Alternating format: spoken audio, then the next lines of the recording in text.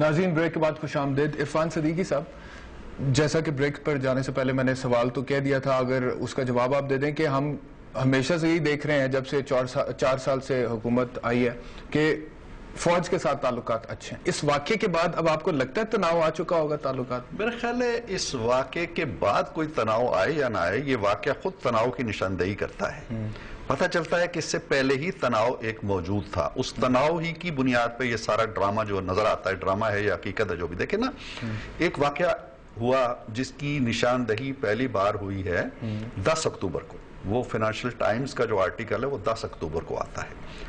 अब हमारी हुकूमत जो है, शर्मिला इसका जवाब शायद देना चाहें, 28 अक्टूबर तक खामोश रहती है। नो रिएक्शन, कोई रद्द अमल ही नहीं आता कि जी ये क्या चीज़ है क्या नहीं है।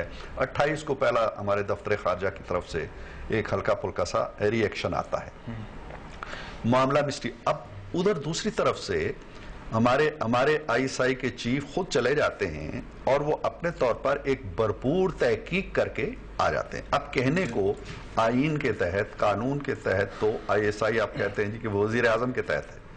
क्या वजीर आजम को मालूम था क्या हो रहा है? क्या वो वजीर आजम से पूछ के गए थे कि मैं इस तहकीक करने जा रहा हूं या मुझे इजाजत है जाने की? नहीं है ना।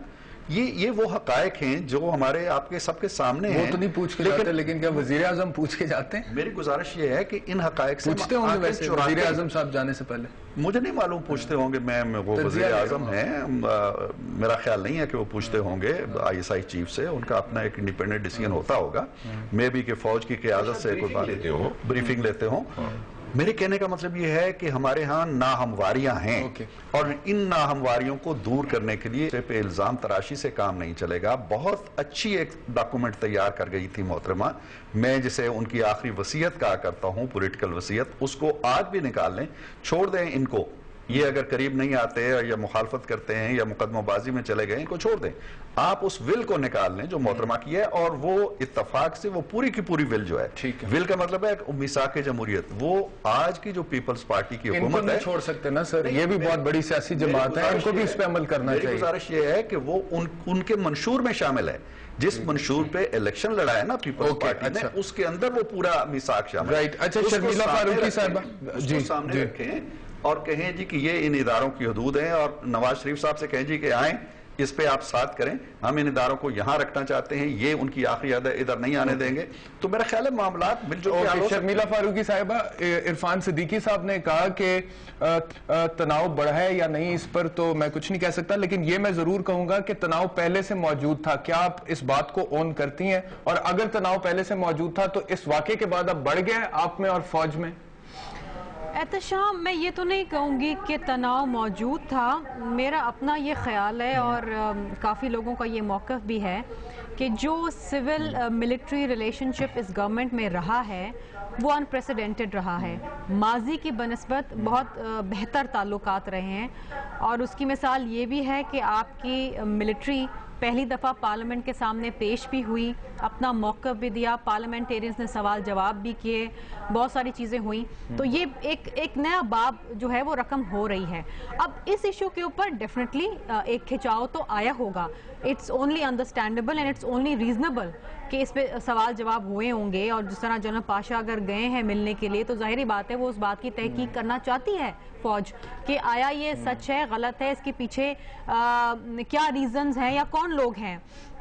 हुसैन हक्कानी साहब को बुलाया गया, इसका मतलब ये है कि सिविल लीडरशिप भी ये चाहती है कि अगर कोई मसला क्रिएट किया जा रहा है, कोई कॉन्स्पिरेंसी हो रही है या कोई ऐसा इशू बनाने की कोशिश की जा रही है, तो उसको जल्द अज जल्द खुश असलूबी के साथ हल कर लिया जाए।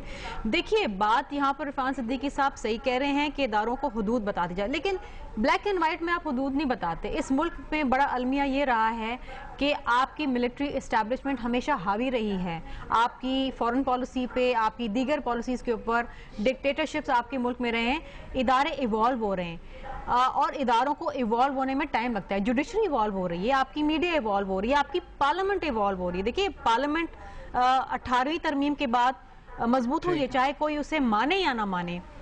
लेकिन पार्लियामेंट में इतना दमखम तो था ना कि आपने बुला लिया अपनी पूरी मिलिट्री लीडरशिप को, तो लेट्स गिव इट टाइम। देखिए इसमें कोई हर्ज नहीं है कि अगर आप अपनी मुझे ब्रेक लेनी है शर्मिला फारूकी साहब, पॉलिसीज में उनकी ब्रेक के बाद वापस आऊंगा, आपसे ये सवाल पूछूंगा कि अब जो इंक्वायरी होगी वो किस तरह से आप लोग इंश्योर करेंगे कि एक इंडिपेंडेंट इंक्वायरी हो इस हवाले से, और इसी हवाले से एक दो और सवाल पूछूंगा, बट आफ्टर दिस ब्रेक।